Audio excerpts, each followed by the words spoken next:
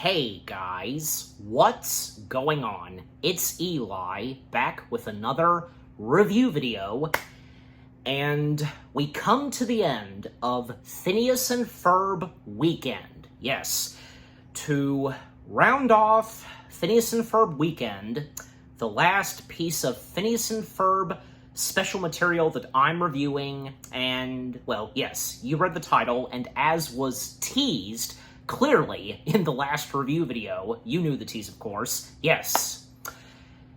Phineas and Ferb, when they made their comeback, and most notably on Disney+, well, they came back with a new movie of theirs, and this being their second feature film, and this being something Disney Plus original, and yeah, because this was, of course, no disappointment for Phineas and Ferb's triumphant return, and of course before, you know, as of now, with Phineas and Ferb's return with new seasons, but yeah, anyways. So, yes, that's right.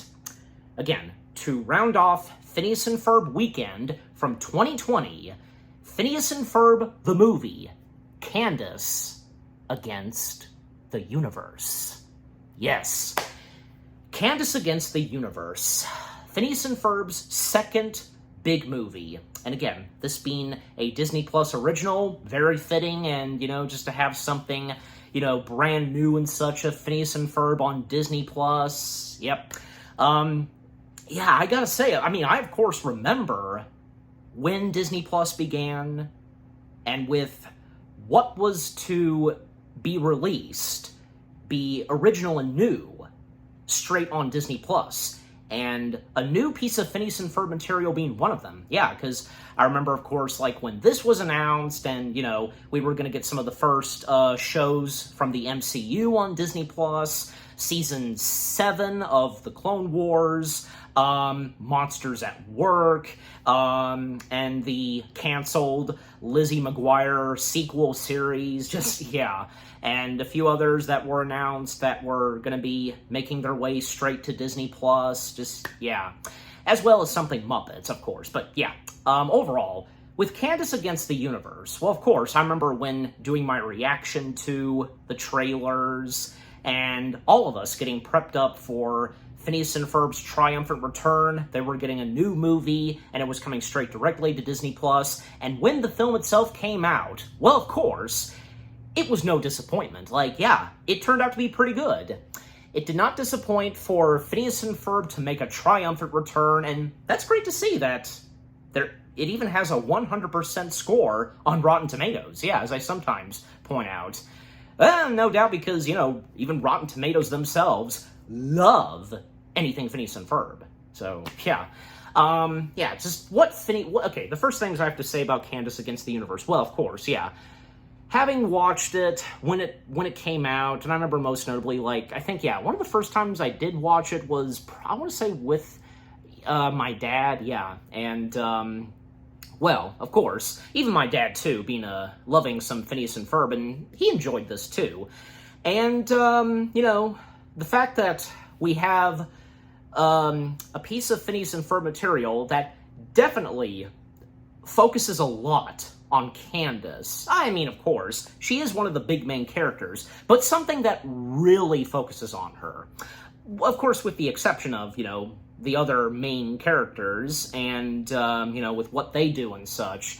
The fact that Candace, whom is the titled character of this film, with what she gets herself into, she is abducted by aliens, and even when, like, say, before that, she feels that the universe is against her and such, because all throughout the summer, and the fact that Candace Against the Universe takes place during the time and setting of where it all began in Season 1. You know this, of course, yeah.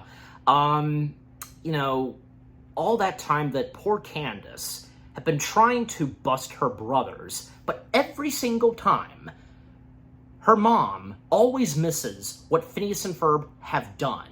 Yeah, and she's had no luck, and feeling that her summer is ruined, but that's really not the case. And what she's going through, well, it's really not on her brothers. This is mainly on her, what she's going through, and how it's explained in Phineas and Ferb, and with the help of Vanessa. But yeah, you know, and just the hilarious jokes, the heart to this. It never disappoints that Phineas and Ferb not just, I should say, delivering some entertaining, hilarious humor, but having emotion and heart. Yeah. That's what's also great about Phineas and Ferb. And, you know, just with what Candace goes throughout this adventure, and with everybody coming to save her, especially her brothers, and where they find themselves at, it's really good. Yeah. And having done a rewatch on this, actually twice, I actually watched this twice, because, hey, why not? You know what? Anybody would watch the same piece of Phineas and Ferb material twice, right? So yeah, having done a rewatch of this twice, yeah, because of course, it's still a pretty good Phineas and Ferb movie, and you know, because, it may not be as great as, say, I don't know, Across the Second Dimension or something, but that's not to say it's bad, you know, because this is Phineas and Ferb, and, you know, the fact that those that had worked on Phineas and Ferb, Dan, Swampy, you know, they hadn't done something Phineas and Ferb in a long time, you know, it feels like that, not once have they lost their touch. Why would they? Because, yeah, I mean, that especially goes for Dan and Swampy, so, yeah, because this show is their baby, so, yeah, they would, of course, know to give back some of that magic and touch to the show, even though that, yeah, of course, it's obvious that there have been times, and of course it's common for some shows, even in the realm of animation, that the characters and stuff in shows would adapt and evolve, and yeah, you know, especially seeing as how the entirety of Phineas and Ferb takes place all throughout one summer. I mean, maybe not the entirety of it, of course, with the exception of, like, say, Halloween and Christmas. You get my point, but just, yeah, overall, Phineas and Ferb the movie, Candace Against the Universe, it doesn't fail to be amazing, cease to, you know, be good as it should, and because this is Phineas and Ferb, and this being their triumphant return, yeah, what more do I have to say? Okay. Alright, so, as always, for me, now that I've finished with the first things I've had to say and such, read the description / the story. After Candace is abducted by aliens, Phineas and Ferb embark on a journey to rescue her from her captors. Yes, alright. So, with that out of the way, now, let us dive right into Phineas and Ferb itself, break it down, and so on. Alright. Well, what a way to start this off. In fact, this was literally one of the early sneak peeks we had gotten. Yeah, and I did my reaction to it where, yeah, literally, we start off smack down in the first song number, Such a Beautiful Day. And Candace, once again being voiced by good old Ashley Tisdale, Candace's song number singing about, you know, how, you know, such a beautiful day it is, and, you know, her growing and what she's going to do and such, as long as, then it goes into heavy metal, just, you know, as long as my brothers don't build some because, yeah, just getting a bit angry, because, you know, all throughout the summer, her dealing with trying to bust her brothers, but, you know, she's not gonna go there this time, no. But, yeah, it doesn't really last long, where she does see them doing something in the backyard, this giant clown robot that's juggling them, and thus, Candace, she's had enough, and this is the final time that she's gonna, this ends now, you know, for her, to just bust them once and for all, and even when, Linda is coming back from grocery shopping, yeah, and of course, Linda, once again, being voiced by, IMDb sometimes, how they list them, okay, yeah, Mom, no, she's just credited as Mom, yeah, the mom once again being voiced by Carolyn Rhee, yeah, and of course, with the main kid characters, of course, yeah, Phineas, once again being voiced by Vincent Martella, and also Isabella, Alison Stoner, Baljeet, Malek Panchali, again, if I'm even pronouncing his full name right, again, you know me sometimes, and Buford, Bobby Gaylor, and a few other characters, yeah, because here's the thing, most of the entire cast, like pretty much all the entire cast, of course, come back to reprise their voice roles. That is with the exception of Ferb. Thomas was unfortunately unavailable and couldn't make it to voice Ferb, yeah, due to scheduling conflicts, basically. Ugh, why that? And especially, like, you know, where, especially, like when him coming back to voice Ferb, but he was unable to. Oh, that's a shame. However, whom voices Ferb for this is David Arrigo Jr., yeah, who did voice Ferb previously when Phineas and Ferb crossed paths with Milo Murphy's Law. Yeah, that episode where Phineas and Ferb guest starred on that show and David voiced Ferb for that. Well, you know, he was acceptable. And you know what? He didn't do a pretty bad job like before, filling in and voicing Ferb. Yeah, I don't know if you could really tell the difference on if it's Thomas or David, but yeah, overall, David did a pretty good job once again voicing Ferb. He also voices another character, you know, Man Number One. Yeah, of course, you know, those. But yeah, so again, Candace attempting to finally bust her brothers, but of course, yeah, we see over at Doofenshmirtz's Evil Incorporated that, yeah, Perry taking on Doofenshmirtz, and, well, the fact is that Doofenshmirtz, having built another Innator, which being the vacuum Innator, yeah, because going to use it to basically vacuum and turn it into lint, yeah, the mayor's building, you know, his brother, basically have it be destroyed, and with the use of the vacuuminator. But of course, with the fight that Perry and Doofenshmirtz get themselves into, accidentally changing the target. This time now it targets the clown robot that Phineas and Ferb built, and it turning into lit and such, and yeah, then it starts to blow away when, yeah, the vacuuminator then starts to vacuum it and such. Just, yeah, and of course, Mom missing out on what they had built, and even Mom, you know, saying to Candace that every time, you know, like, she's always tried to get her to look at what Phineas and Ferb have done, but there's nothing, and, yeah, poor Candace. And right after that, well, Candace then, you know, she's dramatized and, you know, just basically, again, you know, feeling that the universe is against her, and pinning this on Phineas and Ferb, saying that, you know, they ruined her summer, but that's not really the case, no. Because, well, Phineas and Ferb, they didn't do anything to Candace, because all they've been doing is just having fun, you know?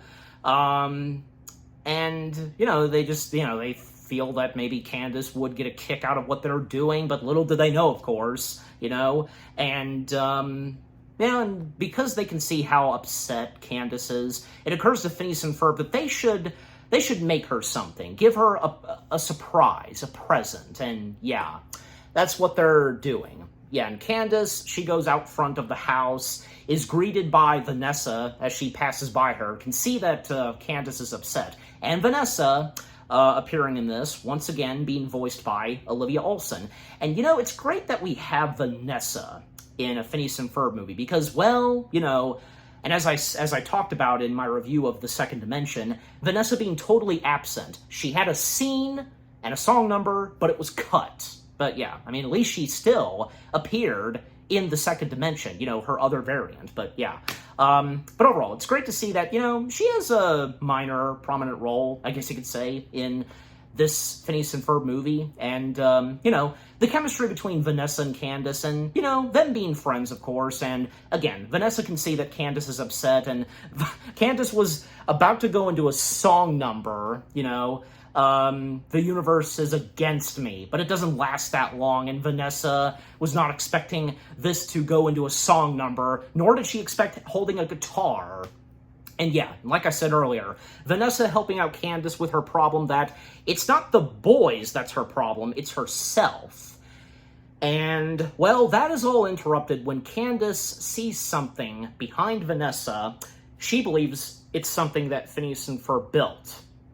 But it's not, because, well, this pod, it abducts both Candace and Vanessa, taking them into space. Phineas and Ferb walking outside, they were going to give Candace the present they made for her, but they can see that, yeah, she's going into space. And by the way, because by this point, Perry had defeated Doofenshmirtz once again, and even Perry, when he's told by Major Monogram that he can take the rest of the day off relaxing, well, that's interrupted when he can hear Candace screaming, and he is called in, given another mission to, well, save Candace, family host. And, yeah, and of course, Major Monogram, once again being voiced by one of the co-creators, Swampy, and of course, Perry, D. Bradley Baker, and Dr. Heinz Doofenshmirtz, Dan Povenmire. Yep.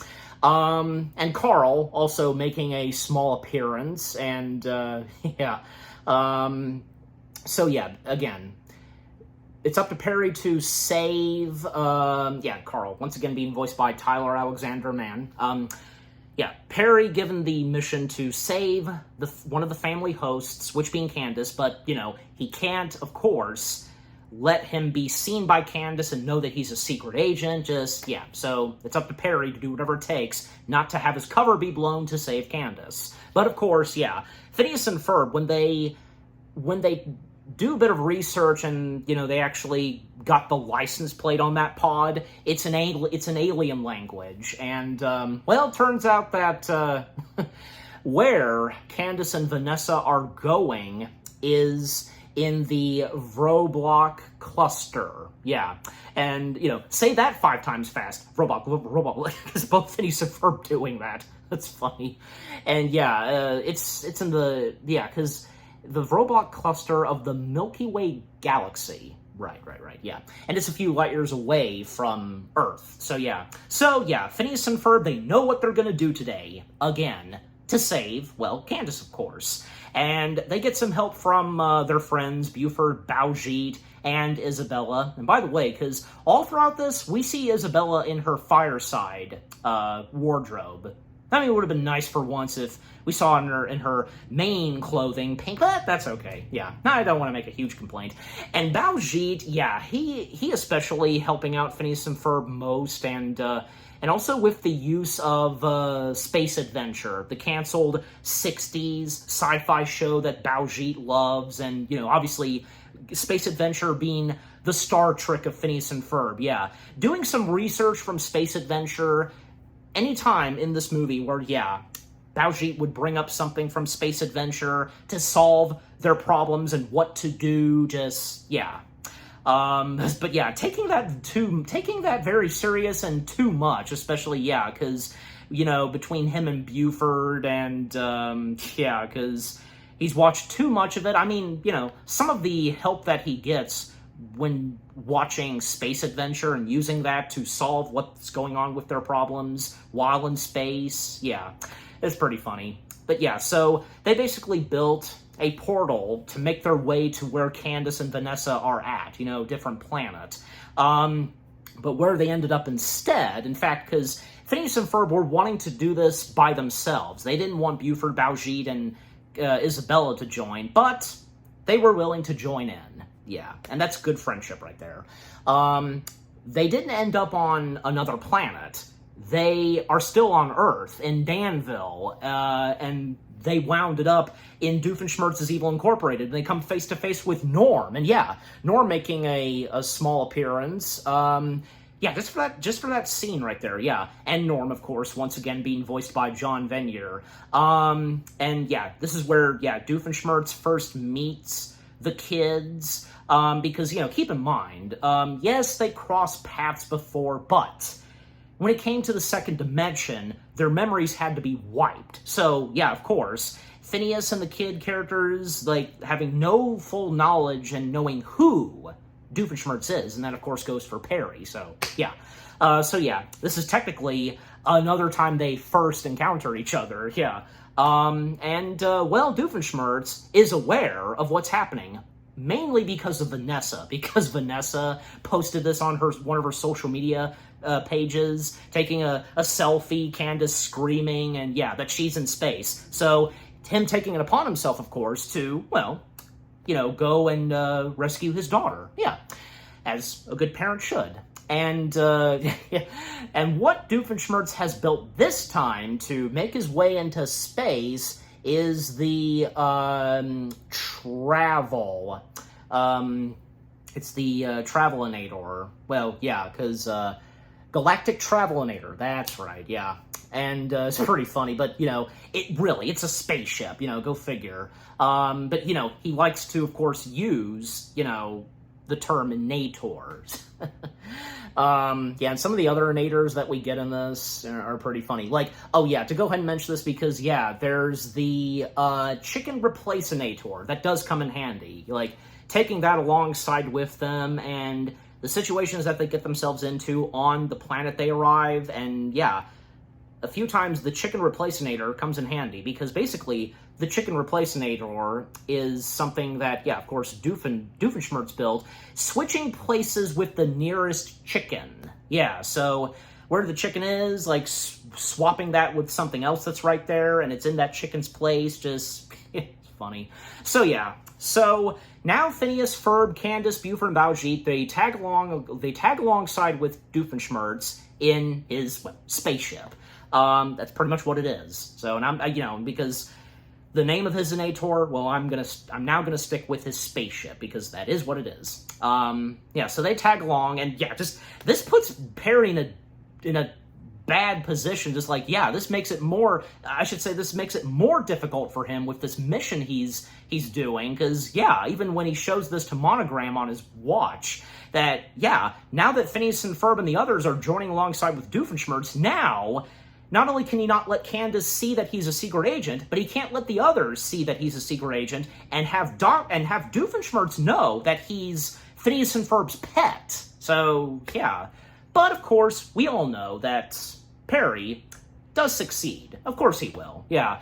But not to Monogram, because he thinks that, you know, Perry's not going to have good luck on this, and thinking that he's the worst agent that has been assigned for this. I wouldn't want to be you. Oh, Monogram. If only you knew what happened, and, well, I mean, he technically does towards the end, but, yeah, anyways. So, yeah, now Perry sneaking on board Doof's spaceship, and now, thus, them blasting off into space. However, this did cause... I gotta slow down. This did cause Doofenshmirtz's Evil Incorporated to be pretty much almost destroyed. It's in flames after, yeah, the rocket launch. Well, yeah, of course it can be repaired. But yeah, so then making their way into space, Candace and Vanessa, meanwhile, well, you know, because more pods came to this spaceship, and they look to see if anybody else is in these pods, but they're the only two, and they gotta find a way to get off the spaceship and to avoid the aliens, because we first see them in the shadows. Yeah, their faces being covered by the darkness, which is really cool. And, like, them looking at a map, and luckily the computer speaking their language, you know, English, and, well, making it down below the spaceship, and even Candace at one point distracted by this smoothie maker. But she's got to focus, yeah. But she can't help herself to get a smoothie, and, well, luckily... they find more escape pods that they can get in and make their way back to Earth. Vanessa goes first because these pods, they only have room for one person, so they'll both get in separate pods. However, Candace accidentally gets the escape pods, all of them, to activate. So, yeah, Vanessa's the only one that makes it off the spaceship, while Candace remaining on the spaceship and is, you know, she is caught by the alien security. So, yeah.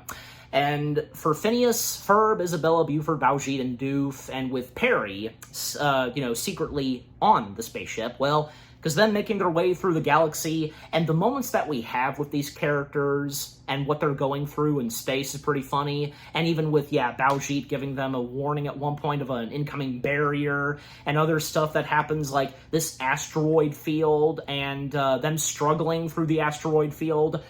However, Perry, of course, taking it upon himself to get in a spacesuit and to handle all the incoming asteroids, and this calm ballad song, you know, that plays while Perry is, you know, taking care of the asteroids, you know, being unsung hero. It's pretty funny, and Beverly Stunton being the singer for this, yeah.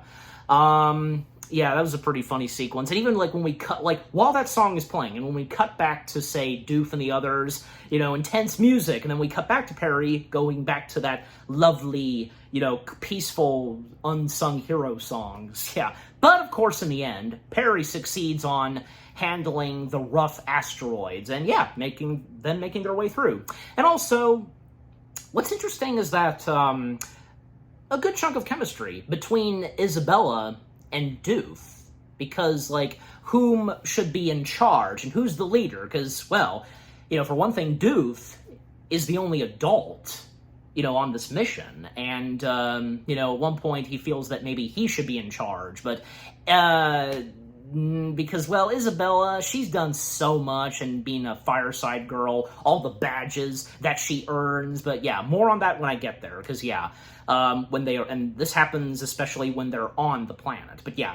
As for Candace, well, by this point, she's made her way to the planet, which, being Fibla-Oot, yeah, it's the name of the planet, yeah, that's located in the Vroblok, cluster. Yeah, Vroblok, even I can't really say, because especially with the L. I sometimes have trouble with the L. Vroblok, or with the L and K. Anyways. So, yeah, so arriving on Fibla-Oot, well, we see our aliens, and the aliens in this, well, they had a pretty cool design and look, and, well, Candace being taken, and, we get another song number, and we can see right away that these aliens love Earth culture, and, well, because we get a song number, Meet Our Leader, da-da-da-da-da, it's pretty funny, and one of the aliens was doing the Fortnite dance. Really?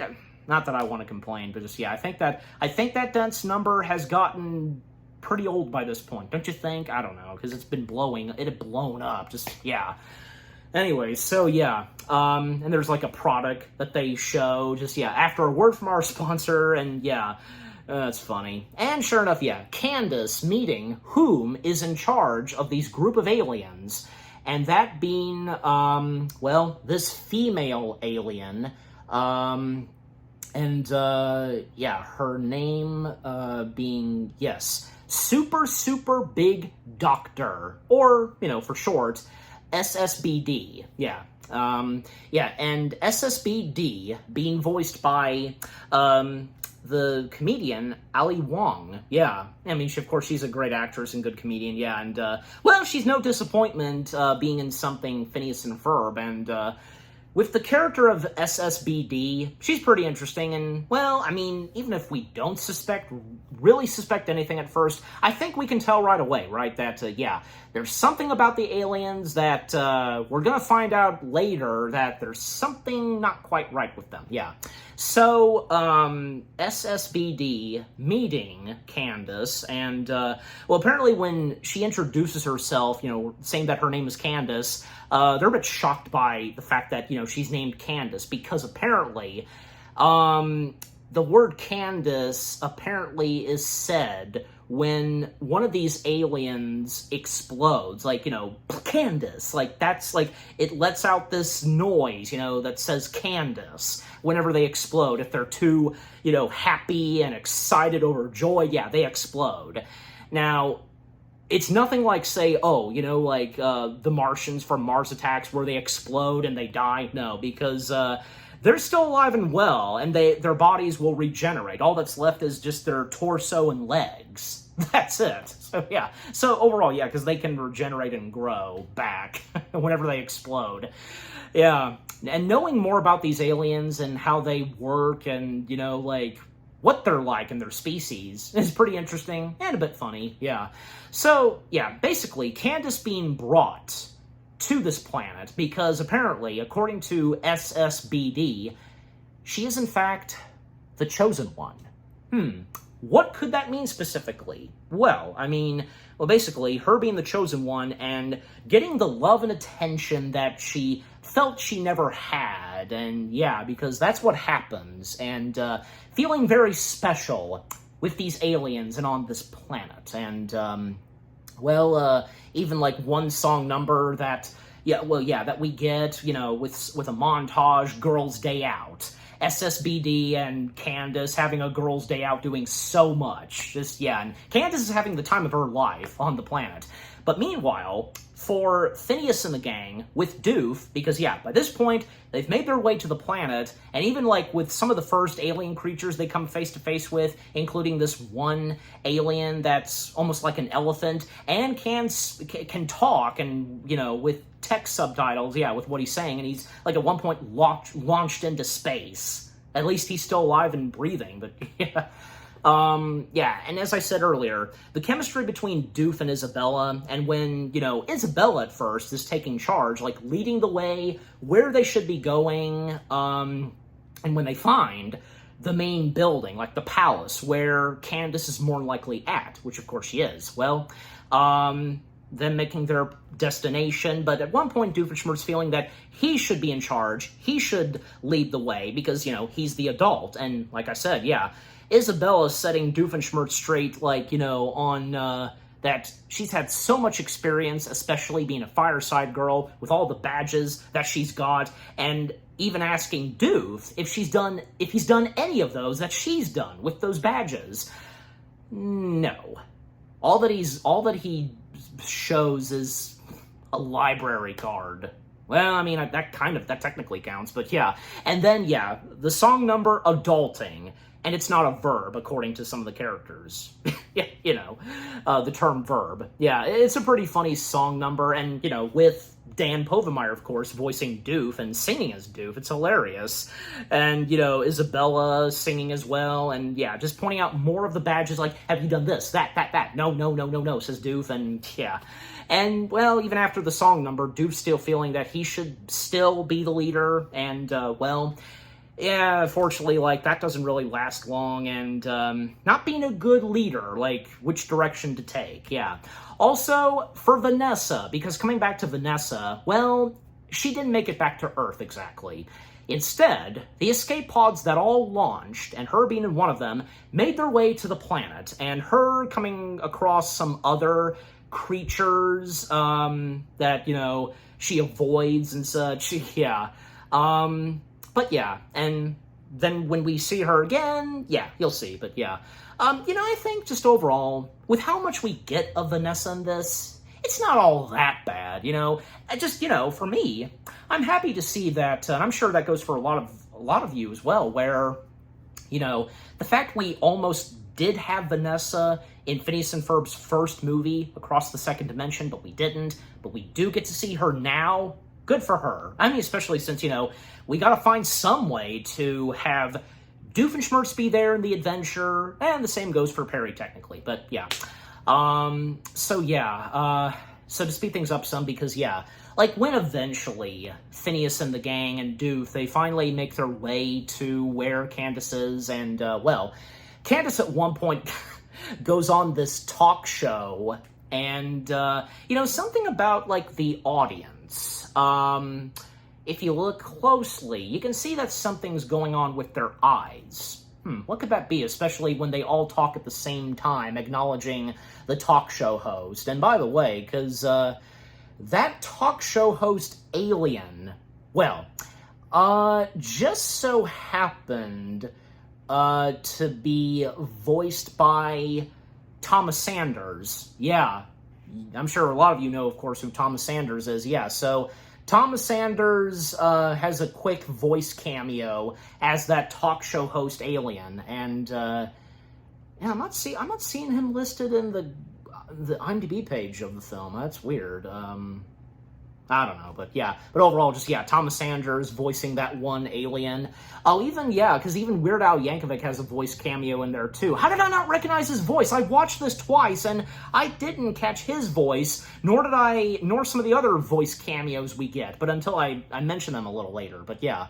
But yeah, just overall, like, it's really cool, and good for Thomas to actually do a voice in Phineas and Ferb, not to mention that, he ad-lib something where, you know, the talk show host is like, Yeah, that was ad-libbed by Thomas Sanders, and the fact that they kept that audio take in, brilliant, just brilliant, yeah. But anyway, so with the talk show host happening, like, yeah, the talk show happening, and at one point, Candace and SSBD were almost about to do a duet song until, yes, Phineas and Ferb and the gang, along with Doof, make their way. They reunite with Candace, but Candace, what, like, she feels like, why are you saving me? I'm having the time of my life and such, and, even SSBD is annoyed by their presence, and Candace just, wanting them to go away and let her have the time of her life and such, and SSBD assuring Candace that they'll be taken care of, they'll be taken to a special room. Little did Candace know what was going to happen to them, because when they're escorted out of the talk show studio, well, they find themselves in a nice-looking room. However, a hatch opens below them, and yeah, they're going to be taken away to this prison and such, and they're escorted in this prison truck, and that whole sequence where, yeah, they're in the truck, and they do encounter other alien beings known as the Cowards. Yeah, they're green, but they're very different looking than those alien species that, like, SSBD is, yeah.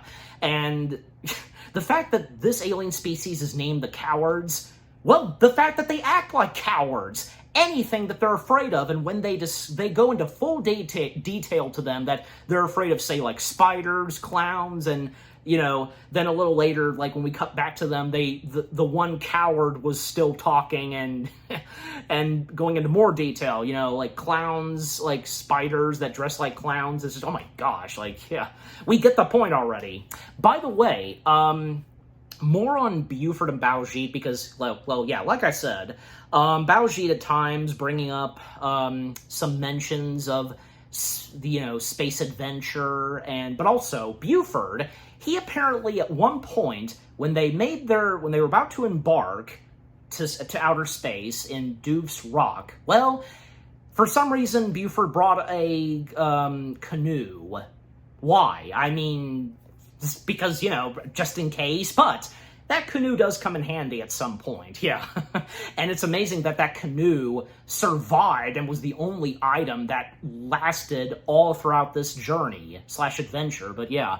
But yeah, then at one point, Perry, who, of course, making his way to where, yeah, Phineas and the gang are, Perry, of course, still helping out, what's going on, and because, yeah, seeing that Phineas, Ferb, and the others, and Doof, they're in a tight situation being prisoners in this truck, Perry takes down the alien guards that are driving the truck, only having Monogram to call him, and yeah, this alerts the aliens, and yeah, Perry taking on the aliens, he disposes of them, and he stops the truck and, helps Phineas and the others be set free, yeah. And yeah, what happens next is the Cowards take Phineas and the gang and Doof to where their village is. Well, yeah, it's basically a village, but yeah. Just overall, yeah, because where they go to is Cowardelia, if I'm saying that right, yeah. And it's a location that, it's a city and such, where they live, and yeah, going through this river and past these two statues, like the entrance, a monument and such, the entrance to Cowardelia, and we see the whole society of the Cowards, and we learn more about the Cowards and the lore of the Cowards, where, yeah, because this planet being their home planet, and, everything was going great for the Cowards, a happy, peaceful life on their planet, until we learn that SSBD and her alien species, the rest of her kind, invaded their planet and took over. And yeah, because coming back to, say, Candace, because yeah, the more time that Candace spends with SSBD, it's still going pretty well, even when, say, at one point they have dinner. But SSBD,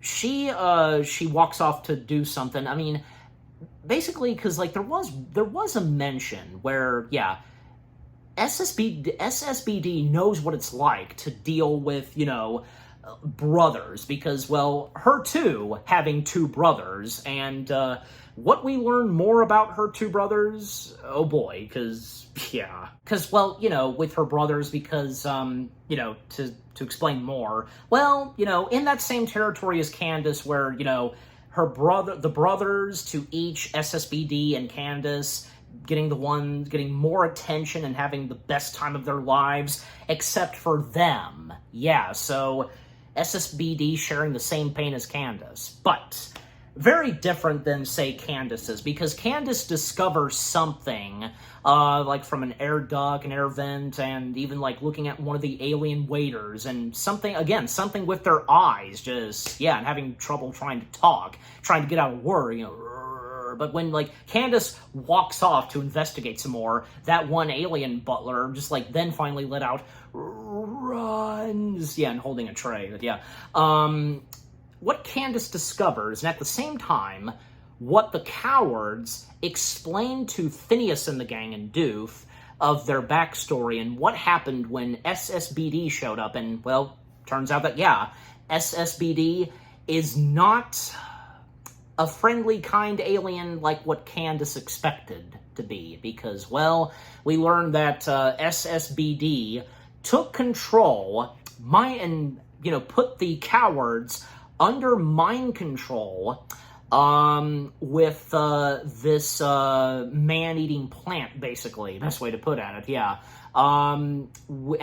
basically this man-eating plant being referred to as Mama, unleashing these spores. these like spectacles and such, and which causes, to have them be under mind control. And, Candace discovering the man-eating alien plant, and SSBD there, and what SSBD explains to Candace is that, because the fact that she had no love and attention, and it was more towards her brothers, she felt that she needed to do something about this to get the attention and such that she wanted and, to respect it and such, and by using this man-eating alien plant, and with it spewing out mind-controlling spores, she got what she accomplished, and the only way for Mama, as it's referred to grow is with air, breathing and such from beings,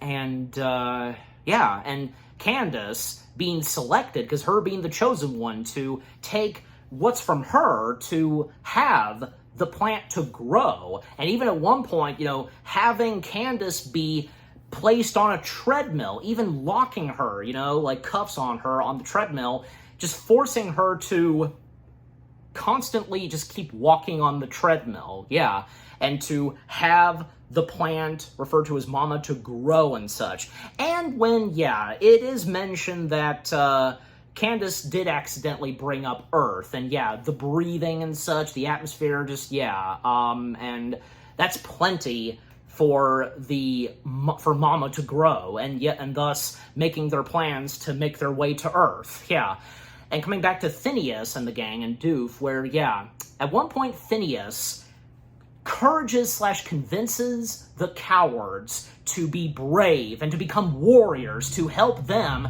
to go rescue Candace as well as Vanessa, because Doof did realize a little later that Vanessa did not make her way back to Earth. In fact, he was wanting to make his way back to Earth, but he realized that, she is still on this planet. Not making her way to Earth and is now on the planet. But he finds that out a little bit later. He does help Phineas and the others when, thankfully the cowards, they do help out Phineas and the gang, and when, because, again, SSBD and her alien army are making plans to make their way to Earth, but when the army arrives and singing their army song, and it's basically a distraction for the aliens and SSBD. Yeah, because they fooled them, and, you know, because they went right and just... yeah, that was pretty funny. So, yeah. And, well, you think that, we think at first, right, that SSBD and her alien kind are going to fight back, but no. They make a run for it on their ship, acting like cowards, of course. But, I mean, of course, because, well, I mean, there's no point in fighting them, just make their destination to Earth, and, yeah, and taking Candace with them. And they can see at one point that, yeah, like, Candace is going on board with them, and, yeah, the song that we get, this is our battle song, like, that was pretty funny. But yeah, and Doof, he has to remain behind to go and find and rescue Vanessa. And, well, this is where Isabella is, you know, is proud of Doof and even giving him a badge, you know, the badge of getting back to Earth. And, you know, he has to figure it out. But knowing Doof, he does the total opposite. But, I mean, you know, he's trying, and when he tries to find Vanessa, and when at one point he almost falls, you know, from a cliff, but Perry steps in to save him, and yeah, this is where Doof finally sees that Perry is on the planet with him, but little does he know that, yeah, Perry was really coming to rescue Candace and so on, yeah. And then, yeah, they do end up finding Vanessa when, yeah, both of them are falling to their doom from the cliff, but yeah, Vanessa befriended this flying alien creature, which she named Verbalok, of course, yeah. And, well, yeah, because now that they're reunited, Doof and Vanessa, well, I mean, what are they going to do now? I mean, how are they going to get back to Earth since, yeah, they missed their ride, you know, to help to join with Phineas and the others? Well, yeah, you know, they'll find a way, of course, and just so happens by using the Chickeninator. Yeah, the chicken reversinator.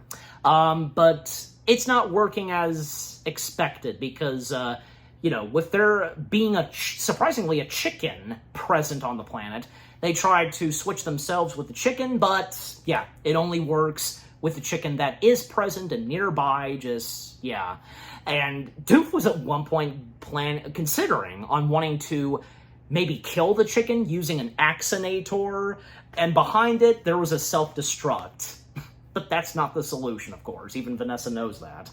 And, yeah, coming back to Phineas and the gang, because at one point, we get a pretty funny fourth-wall-breaking moment where SSBD's ship goes into hyperspace, you know, warp speed and such, and, well, the warp speed apparently causes a rift where the animation starts to go from, you know, looking good to storyboard pitch. And then we cut to Dan and Swampy right there. They're pitching the movie and explaining to the audience, yeah, that's our fourth wall breaking moment. And it's, of course, very similar to what happened in the Caveman episode where we got Dan and Swampy appearing like in photo stop motion. You know, that whole thing. But hey, that did not disappoint. That was pretty funny, yeah. And Phineas and Ferb and the others, they just have no words for what just happened. And even Ferb, you know, taking upon himself saying, like, let's forget that this ever happened and such, you know? Like, who else is gonna say it but, of course, Ferb, yeah. And like I said, you know, with these movies and specials of Phineas and Ferb, it seems as though that, yeah, for these, Ferb would get a good chunk of lines every now and then, because, you know, usually he would get, say, maybe 1 or 2 lines, but for stuff like this, he would get more than just, say, 2 lines, and that's good, you know, that's how it should be, yeah, because we should at least, it's fair enough, and, you know, we deserve to have Ferb talk some more, especially in, like, in a long hour special or a movie, you know, anyways, so, yeah. But eventually, yeah, because, like, them making their way to Earth, well, like, another mentioning of space adventure, another solution with the help of space adventure, you know, Baoji, like, maybe they should open something, like, and they open, yeah, the hatch and such, and, well, this causes all of them to fly out into space, making their way down to Earth. At least, they seem like, yeah, they're in a good distance where, yeah, they can breathe, because where they are up in Earth's orbit, just, yeah. And Baoji taking it upon himself that, yeah, he's watched too much space adventure, and, yeah, where it led them to. And he tries to destroy the DVD collection of Space Adventure, but it's not working, and he just breaks off each of the discs one by one. But thankfully, the canoe that Buford brought along comes in handy. They hop on it, but, well, yeah, doesn't really help them out that much until they take some parts and, make... along with the canoe, make it a flying contraption so they don't falter their doom and, they fly. And even when, say, they pass by the burned Doofenshmirtz Incorporated, and, well, because, yeah, with the aliens on their way, they've got to get cracking and busy to build some contraptions/gadgets to take on the aliens. And sure enough, well, when we see the aliens making their destination on Earth, well, just so happens that, they make their way during a game that's happening in Danville, and the unveiling of a ice sculpture of the founder of the tri-state area. Which is pretty funny. I'll remember to put that in the text, the name of the founder of tri-state. Literally, his last name is tri-state. Yeah. And by the way, because I didn't mention her because we did see her at the start where, Candace was asked if she was going to this game that was happening. I believe, yeah, baseball, yeah. Stacy, yeah, Stacy does make an appearance, and Stacy, once again, being voiced by Kelly Hu. The mayor making an appearance in this, and the mayor, Roger Doofenshmirtz, once again being voiced by good old John Hurley. And by the way, in the show, they sometimes appear. The husband and wife, the farmers, yeah, because with the chicken Reversinator, it swapped the chicken with a dragon, and that being a dragon alien creature, because knowing the husband and wife farmers, the wife farmer complaining to her husband about what he's done and such, and something's not right, and well, something popped right there, there you go, just, yeah, that whole thing. And of course, Mr. and Mrs. Farmers, yeah, once again being voiced by Corey Burton and Jennifer L. Hughes, and Corey Burton also voices man number 2. Yeah, also, to go ahead and name some of the other voice cast members, Brock Powell, I assume, yeah, voicing some of the alien characters, yeah, and he voiced Braxtonton and Vorkel, Shoe Monkey, Ship Guard, Cardboard Spider, because the cowards were tricked into thinking that, this cardboard spider was real, because, yeah, again, them being scared of anything. And Bill Farmer, he voices Hernelvu, if I'm even pronouncing the name right. I mean, you know me sometimes still, just, yeah. And he voices an alien guard. Bob Bowen voices Toilet Flower, and Trucker Ted, yeah. Toilet Flower being one of the aliens that's guarding and keeping an eye on Candace, who is... Poor Candace, she's still on the treadmill, and looking at her condition and with her hair, just, oh my gosh, it must be, by this point, her legs are dying, because, they want to stop with the constant walking on the treadmill. I don't blame her. And Sarah Hudson voicing Ernox, John Venier, well, yeah, I already mentioned John Venier as Norm. Emo Phillips, voicing Meek's servant. And, yeah, I already mentioned Weird Al Yankovic. He voices Shirt Cannon Guy because, yeah, a guy with a shirt cannon, free t-shirts. Yeah, that was him. Wayne Brady. Did I see Wayne Brady in there, too? I'm pretty sure. Okay. And, yeah, here he is, yeah. He voices Stapler Fist and Ball Player. Yes, so baseball. And Thomas Middleditch, if I'm saying his last name right, voicing Garnzo, and Dietrich Bader. Good to have Dietrich Bader there, voicing Barthos. Yeah, I believe it's the tough alien guy. And okay, there's Thomas Sanders. How did I miss him? He was up there. Yeah, the talk show host that he voices is named Throat Lobster. Okay, that's an interesting name. All right, yeah. But yeah, anyway, so And the others that to finish off naming, because, yeah, Tiffany Haddish voicing the sound someone makes when they explode from the waist up. Oh, okay, yeah.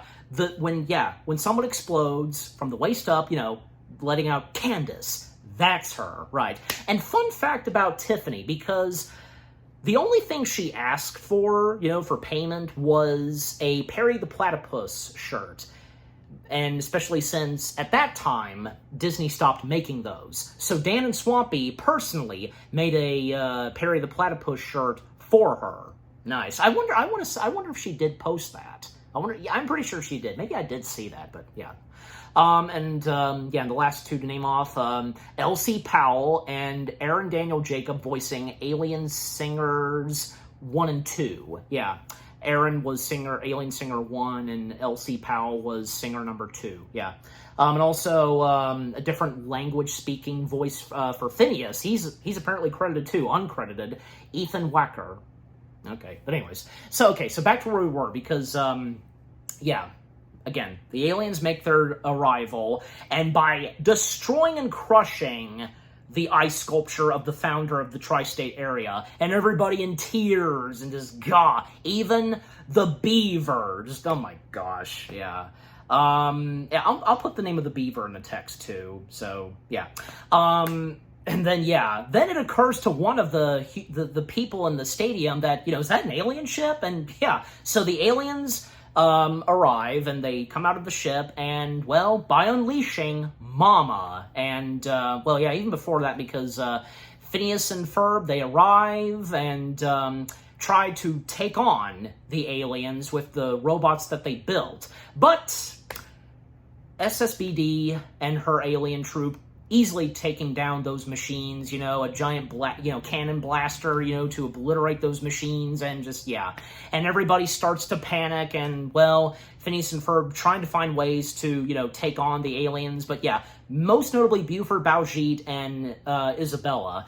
For Phineas and Ferb, they make their way inside of the ship to locate Candace, and Candace, good on her, she tricked the alien guard that was watching her. And again, that being Toilet Flower. And Toilet Flower was on the phone with one other alien that was outside in the battle. Yeah. Candace distracting Toilet Flower and, taking him down and getting the button that, sets her free from the chains of the treadmill and such. Yeah.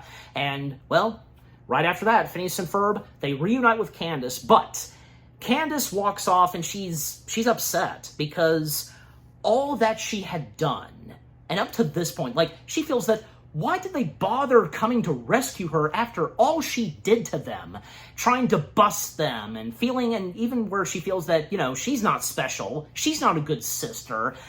Not really, no, because from Phineas and Ferb, they view her as a really good sister, the best sister they've ever had, and they finally give her the present that they made her, and it's a coffee mug, but there's a button, and, by pushing it, it's a hologram images of all the sweet, best moments that happened where, Candace was having a great time with Phineas and Ferb.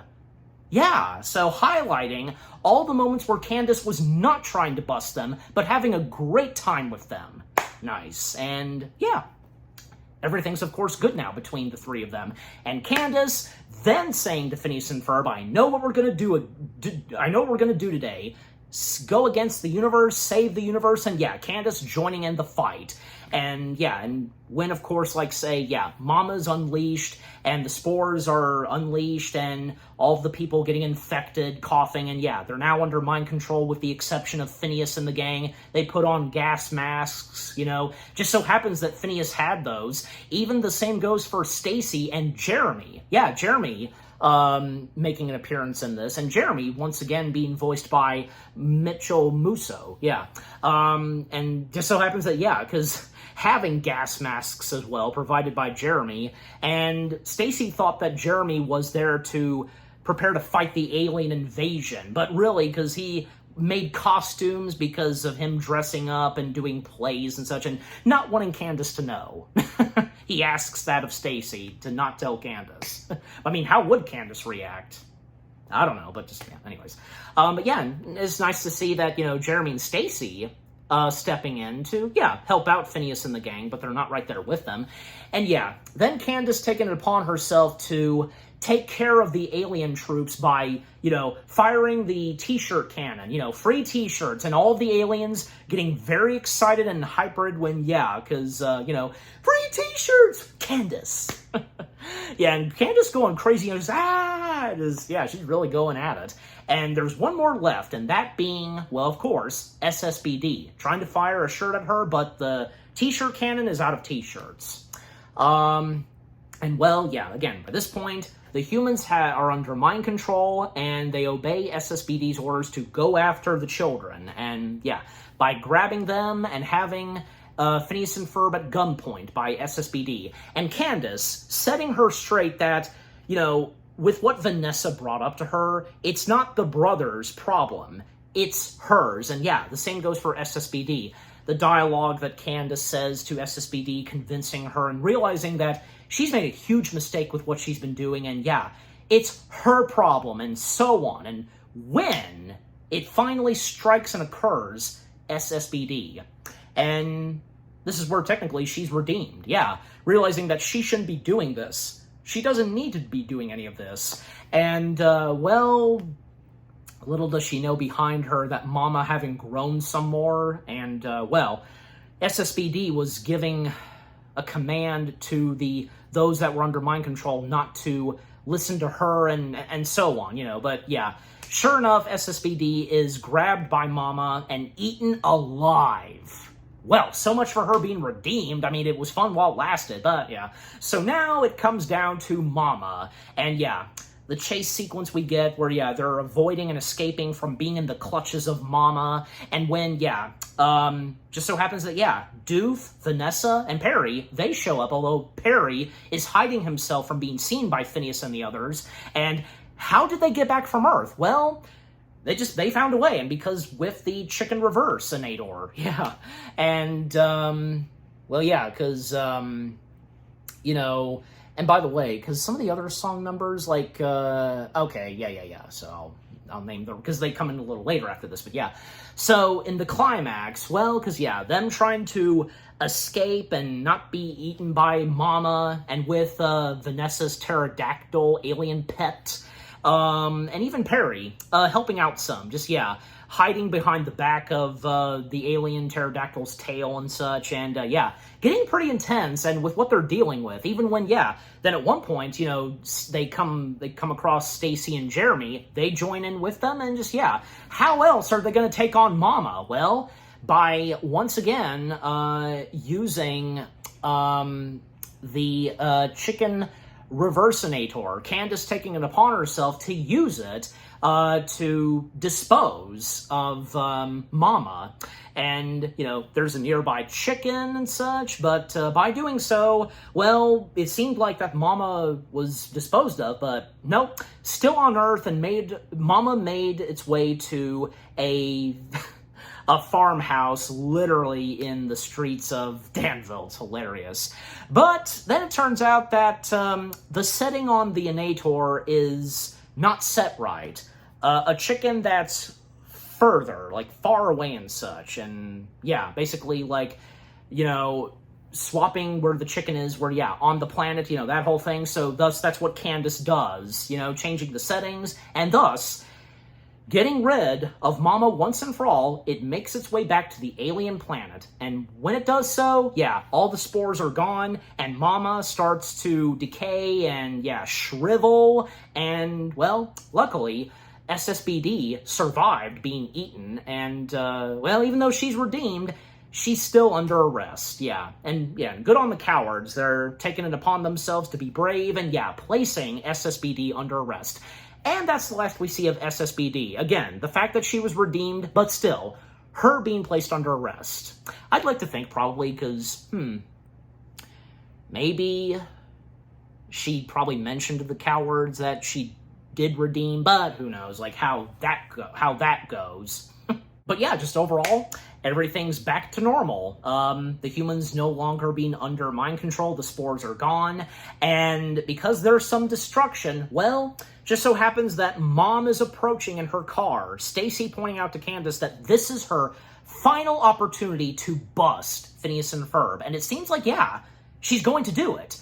However, she lets them off the hook, and rightfully so, especially by this point, by telling her mom that, you know, the boys want pizza. And yeah, and Phineas and Ferb coming up and what, you know, where's Mom going? Mom did see them and, you know, what are you up to? And, you know, oh, just us against the universe and, you know, just having some fun, you know, and how Candace puts at it, you know. And yeah, so Mom, you know, going to get some pizza and, well, for Phineas and Ferb, you know, because the final song number we get is pretty good, because, yeah, I mean, Us Against the Universe, yeah, the final song number we get for this, and everybody coming together on a happy and positive note, and that especially goes for Candace. And seeing a bunch of other characters that join in for the dance number of Us Against the Universe, even, like, say, I know I would have seen him, like, say, Irving and his brother. Now, I would have known if I'd seen them, but I know I saw one of Candace and Stacy's other friends, Jenny. Jenny Brown? Yeah, she's there too. Nice to see her. And a few others that pop up here and there, just, yeah. And with how many characters that they could cram in for this and have their moment and such, they're pretty well done. Especially since this was the first piece of Phineas and Ferb material we had seen in a long time. You know, after, at that time, the show came to an end. But, yeah. So yeah, overall, Us Against the Universe, it's another great song number being the finale of the movie, and Perry, even still hiding from them, he was dancing a bit too. Good for him. But of course, yeah, then showing up as a ordinary platypus, but his cover's almost blown when Major Monogram congratulates Perry, and he's like covering his watch, and boom, that's how it ends. And yeah, even like, I think, yeah, Doofenshmirtz and Vanessa, they were in there too, but yeah, I mean, they just went back, and I guess making their way back to Doofenshmirtz's Evil Incorporated to clean up the mess, but yeah. And then a few other songs that play, like, during the end credits. Silhouse Hoots, if I'm even saying that right, I don't know, being sung by Robbie Wyckoff. That was another pretty good one. It, you know, plays during the credits, and a few others here and there, like, you know, We're Back, Space Adventure, Chop Away at My Heart, okay, and Step Into the Great Unknown, Candace Against the Universe, Cowardly Story. Okay, like, this is obviously probably, yeah, the music and such from the film, but yeah, just, yeah. And then, during the credits, and before we continue with the credits, you know, scrolling up, well, we do get a mid-credits scene where all this time we were missing one more character from the family.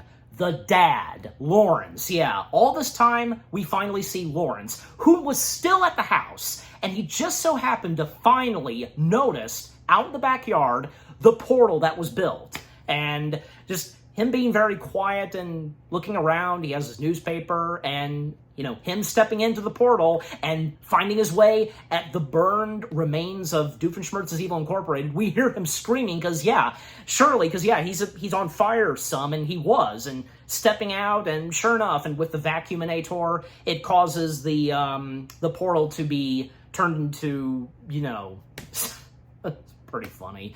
And Mom coming in and you know, asking her hubby, you know, what happened to you? And, you know, I have no idea. And yeah, just for one line, I mean, even including the screaming, yeah, Richard O'Brien, of course, it has to be Richard O'Brien. And yeah, then we see,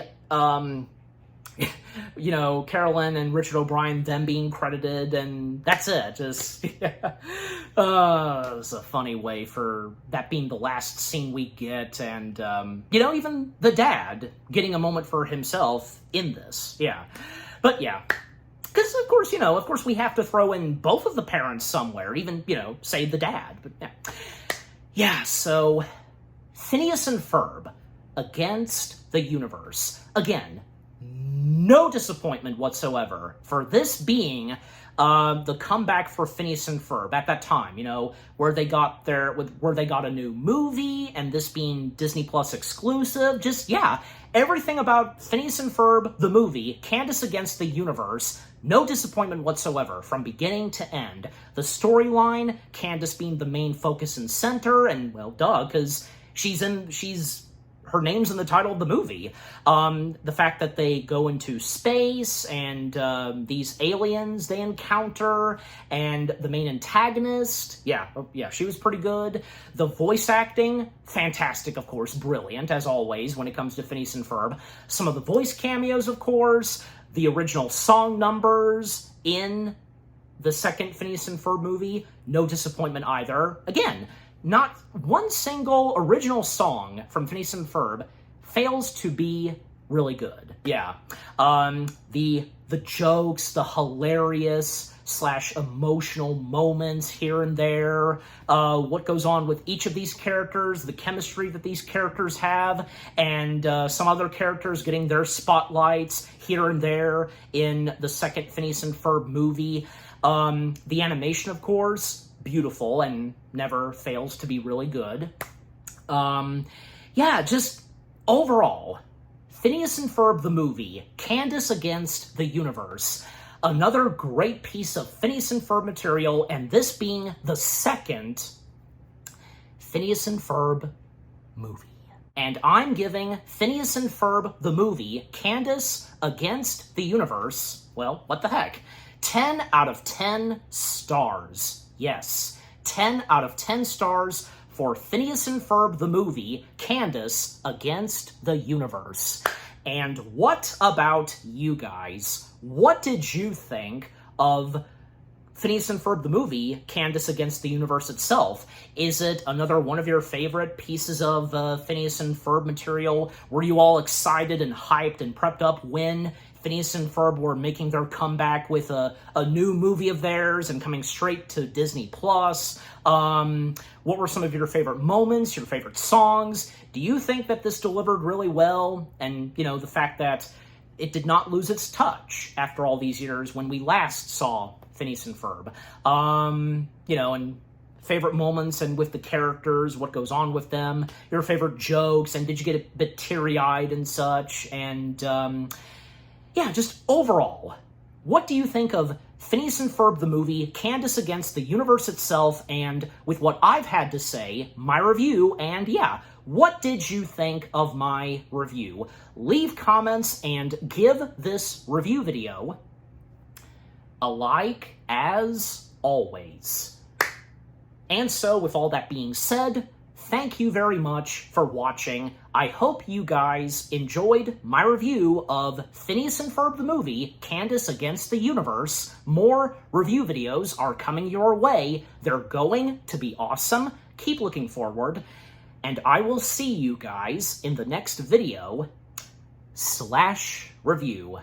And with that, Phineas and Ferb weekend has come to a close. Yeah, this was a lot of fun. Why shouldn't it be? Why shouldn't it have not been fun? Because this is Phineas and Ferb, duh. Because having to rewatch these Phineas and Ferb materials, these specials, these movies of Phineas and Ferb's, all of them being really good, and yeah, what they had to offer, and Phineas and Ferb at times going big time with these specials and movies. It's awesome, yeah. And look forward to what else they have in store for another one of these. And until, with, yeah, Phineas and Ferb making their comeback, yeah. So yeah, again, it was a lot of fun doing Phineas and Ferb weekend, and look forward to doing this again sometime. Yeah, so, yeah, again, thank you very much for watching Phineas and Ferb weekend. Take care, and until the next new seasons of Phineas and Ferb, peace out.